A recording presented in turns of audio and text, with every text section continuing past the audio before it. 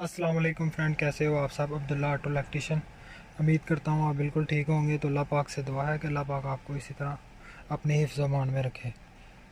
तो मज़दा CX-9 गाड़ी है ये गाड़ी में प्रॉब्लम ये है, ये गाड़ी स्टार्ट नहीं हो रही। ये आप देख सकते हैं,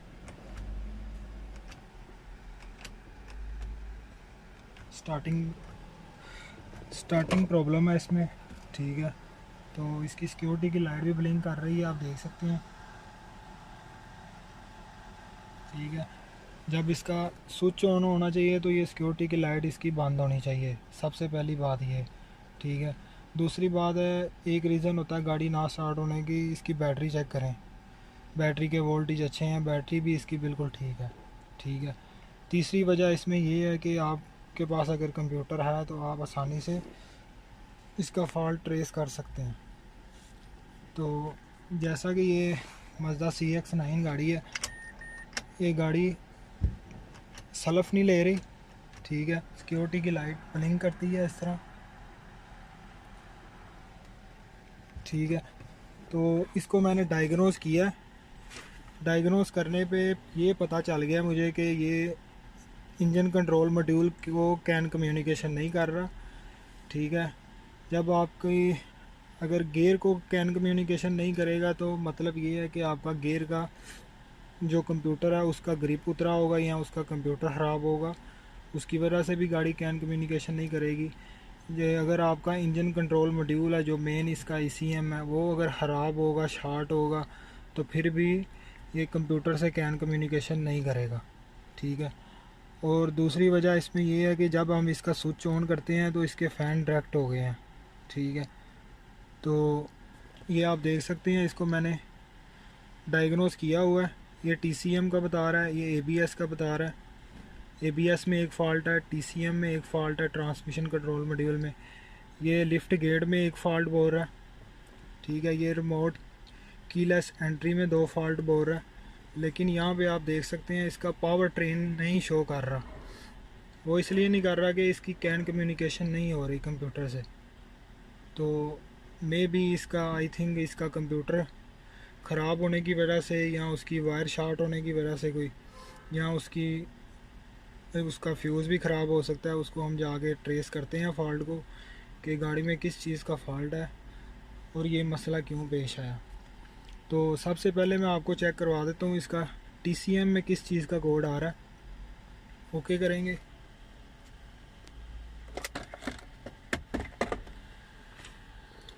यहाँ से रीड फॉल्ट कोड, जैसा कि आप देख सकते हैं U100 loss communication with the PCM power control module. ठीक है, तो इसका जो मेन इंजन कंट्रोल मॉड्यूल है उसका कोड दे रहा है ये TCM में। ठीक है, तो अब इसमें भी देख लेते हैं ABS में भी क्या दे रहा है। रीड फॉल्ट कोड,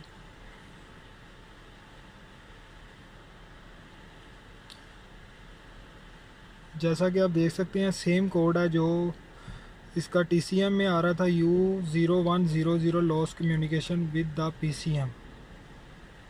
तो ये इंजन कंट्रोल मॉड्यूल का कोड है। ठीक है, तो इधर भी आप देख सकते हैं रिमोट कीलेस एंट्री में दो फॉल्ट आ रहे हैं, इसमें भी चेक कर लेते हैं।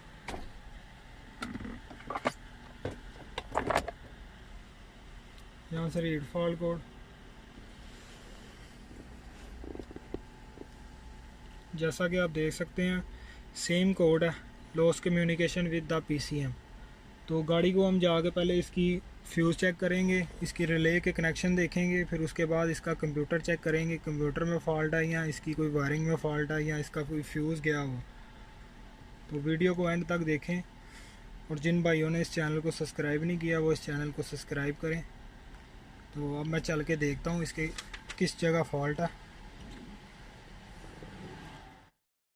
जी फ्रेंड, गाड़ी के बाहर आ गए हूँ और फॉल्ट का पता चल गया है। गाड़ी में कंप्यूटर का मसला था, इसका कंप्यूटर ख़राब था। ये मैंने इसका नया वाला फ़िट कर दिया, सेकेंड हैंड ला के फ़िट किया हुआ है।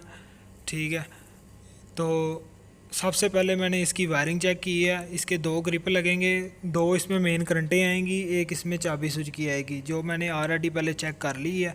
ठीक है, और 2 इसमें कैन कम्युनिकेशन की वायरें आएंगी। ठीक है, वो भी आप मल्टीमीटर से इसकी कंटिन्यूटी चेक कर लें। ठीक है, तो कर लेंगे तो वो बेहतर रहेगा। तो वो मैंने वायरें चेक कर ली हुई हैं, इसकी करंटें भी आ रही हैं और कंटिन्यू बोर भी रही है कैन की वायरें। ये इसका पुराना वाला कंप्यूटर है। ठीक है, तो इसका कंप्यूटर ख़राब था जिसकी वजह से इसको रिप्लेस करना पड़ा। तो अब नया वाला मैंने फ़िक्स कर दिया हुआ। ठीक है, तो अब फिक्स करने के बाद अब मैं इसकी बैटरी रखूँगा। बैटरी रखने के बाद अंदर जाके हम चेक करेंगे, अगर तो इसका सिक्योरिटी का प्रोग्राम करना पड़ा तो फिर ये स्टार्ट नहीं होगी। ये इसका पुराना वाला है। सिक्योरिटी का प्रोग्राम अगर नहीं करना पड़ा तो फिर गाड़ी स्टार्ट हो जाएगी, अगर करना पड़ा तो गाड़ी स्टार्ट नहीं होगी। ठीक है, तो अब अंदर चल के हम चेक करते हैं कि कोड आ रहा है कि नहीं। जी फ्रेंड, गाड़ी का नया कंप्यूटर फिक्स कर दिया। अब देखते हैं, ये कैन कम्युनिकेशन भी कर रहा है, PCM, ये आप देख सकते हैं, PCM पावर कंट्रोल मॉड्यूल। तो एक फॉल्ट आ रहा है इसमें, तो ये अब कैन कम्युनिकेशन अच्छे तरीके से कर रहा है। ठीक है, तो इस कोड को हम चेक करते हैं किस चीज़ का कोड आ रहा है इसमें। ये आप देख सकते हैं, ये सिक्योरिटी का कोड होता है। जब तक इसका सिक्योरिटी का कोड क्लियर नहीं होगा, इसका ये स्टार्ट नहीं होगी और ये सेल्फ नहीं लेगी। ठीक है, ये आप देख सकते हैं, P1260 P1260 डिटेक्टिव व्हीकल एम्बुलाइज़र। तो जब तक इसका सिक्योरिटी का प्रोग्राम नहीं होगा, इसका सेल्फ नहीं लगेगा। अब मैं आपको एक बात बता दूं, मेरे पास इसका ईमो का प्रोग्राम करने के लिए सिस्टम नहीं है। प्रोग्राम करने के लिए इसकी एक डिवाइस होती है, वो सिस्टम मेरे पास नहीं है। तो इसको मैं देसी तरीके से करूँगा। इसका पुराना वाला जो कंप्यूटर है उसके अंदर EEPROM चिप है, वो निकालूँगा और इसके नए वाले कंप्यूटर में मैं फ़िक्स करूँगा। फ़िक्स करने के बाद ऑटोमेटिक इसका प्रोग्राम हो जाएगा। ठीक है, जो सिक्योरिटी की फ़ाइलें होती हैं वो इसकी नए कंप्यूटर में मैच हो जाएंगी कंप्यूटर के साथ। तो उसके बाद ये गाड़ी को मैं सेल्फ मारूंगा, गाड़ी सेल्फ भी लेगी और गाड़ी स्टार्ट भी होगी। वीडियो को आप पूरा एंड तक देखें ताकि आपको इस वीडियो से फ़ायदा हासिल हो और सीखने को कुछ मिले। जी फ्रेंड, ये Mazda CX-9 का न्यू वाला कंप्यूटर है। ठीक है, तो इसके अंदर मैंने EEPROM लगा दिया पुराने वाले कंप्यूटर से निकाल के। तो अब इसको मैं सिलिकॉन लगा रहा हूँ। पहले वाली सिलिकॉन इसकी ख़राब हो गई थी खोलने के बाद, तो अब इस सेफ्टी के लिए सिलिकॉन लगा रहा हूँ कि इसके अंदर पानी ना जाए और दूसरा इसका टेम्परेचर जो है वो नॉर्मल रहे। तो इसका EEPROM की लोकेशन ये आप देख सकते हैं। ये इसका EEPROM है जो पुराने कंप्यूटर से निकाल के इसके नए कंप्यूटर में फ़िक्स कर दिया है। ये सिक्योरिटी के लिए होता है। तो मेरे कंप्यूटर में सिक्योरिटी का प्रोग्राम नहीं था, तो ये तरीका मुझे इजी लगा। तो इसका EEPROM ये लोकेशन थी। तो अब इसको मैं फ़िक्स करूँगा। ये पीछे से क्रैक किया था, क्रैक करके ये डबल कंप्यूटर है, एक नीचे की तरफ एक ऊपर की तरफ। तो इसको सेंटर से क्रैक करके तो उसके बाद इसको ओपन किया। तो अब इसके अंदर सिलिकॉन लगा रहा हूँ ताकि इसकी सेफ्टी के लिए ठीक रहे। तो अब इसको मैं जाके फ़िक्स करूँगा और फिक्स करके आपको चेक करवाता हूँ गाड़ी स्टार्ट होती है। फ्रेंड, ये पुराना वाला कंप्यूटर है, ओपन किया हुआ है। ये आप चिप वाली जगह देख सकते हैं, जगह ओपन है। यहाँ पे एक EEPROM होता है जो निकाल के मैंने नए में फ़िट कर दिया है। ये इसकी लोकेशन है, ये आप लोकेशन देख सकते हैं। 4 पिन इधर हैं, 4 पिन इधर है। ठीक है, इधर से इसका EEPROM उतार दिया। ठीक है, EEPROM उतार के जिसके अंदर इसका सिक्योरिटी का सिस्टम होता है। ठीक है, कोई प्रोग्राम करने की ज़रूरत नहीं पड़ी। इसका EEPROM निकाल के मैंने तो इसके अंदर फिट कर दिया मैंने।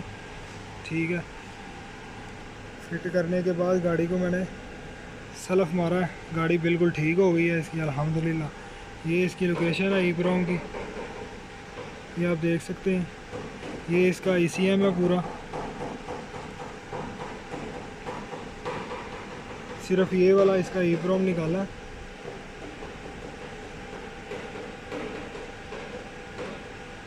ठीक है, ये इसके 2 ग्रिप है मेन। मज़दा CX-9 है। गाड़ी भी अल्हम्दुलिल्लाह स्टार्ट है बिल्कुल ठीक है। ये आप देख सकते हैं, कोई सिक्योरिटी का प्रोग्राम नहीं करना पड़ा। ठीक है, तो ये बस सादा सा तरीका है इसका EEPROM निकाल के इसके नए वाले कंप्यूटर में मैंने लगा दिया। लगाने के बाद मैंने सेल्फ मारा है, गाड़ी अल्हम्दुलिल्लाह बिल्कुल ठीक हो गई है। कोई कोड नहीं आ रहा। स्टार्टिंग बिल्कुल परफेक्ट है इसकी। ये इसका पुराना वाला कंप्यूटर है। ठीक है, ये इस तरह बेंड करने से इसको पूरा प्रेस करेंगे, इधर प्रेस करके तो ये बैठ जाता है। तो जो नया वाला है वो आपने वीडियो में देख लिया, उसको मैंने सिलिकॉन लगा के फ़िट किया ताकि इसके अंदर पानी भी ना जाए और इसका टेम्परेचर है जो वो भी लो रहे। ये इसका पुराना वाला यहाँ से निकाला था EEPROM।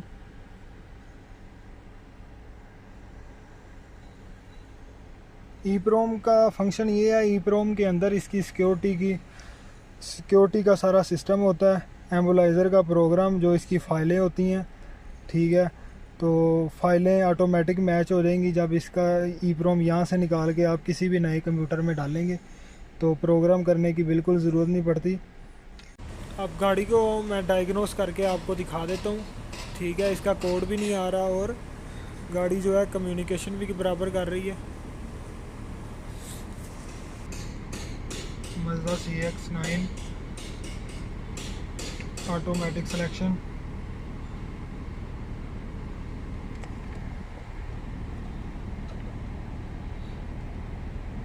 जैसा कि आप देख सकते हैं ऑटोमेटिक इसने खुद रीड कर लिया। इसको ओके कर देंगे। इसको डायग्नोसिस ऑटो स्कैन, ये आप देख सकते हैं PCM पावर ट्रेन कंट्रोल में 0 फॉल्ट। तो कैन कम्युनिकेशन भी बराबर हो गई है, इसकी स्टार्टिंग भी ठीक हो गई है और अब इसके अंदर कोई कोड भी नहीं आ रहा। ठीक है, सब कुछ इसका ओके हो गया। एक दफ़ा फिर मैं आपको चेक करवा देता हूँ स्टार्ट करा के।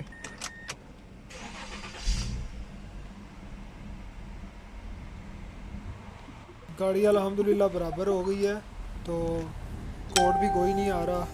तो वीडियो अगर पसंद आई है तो वीडियो को लाइक ज़रूर किया करें। Thanks for watching. अल्लाह हाफ़िज़।